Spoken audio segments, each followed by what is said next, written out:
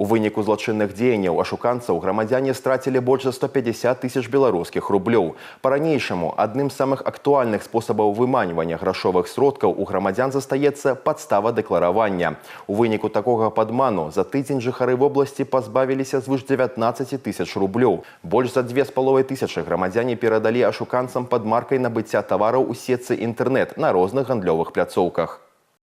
Благодаря целенаправленной профилактической работе на территории Гомельской области удалось предотвратить ущерб, причиненный преступлением, в размере более 80 тысяч белорусских рублей. На прошедшей неделе под видом сотрудников Департамента финансовых расследований мошенники во время телефонной беседы убедили жителя Ельского района установить приложение удаленного доступа к телефону. После чего, осуществив несанкционированный доступ к его банковскому счету, похитили свыше 45 тысяч белорусских рублей. Праваахоўнікі раяць, перад тым, як рабіць пакупкі ў інтэрнэце на гандлёвых пляцоўках, уважліва вывучыць рэквізіты адрасата і спосабы аплаты.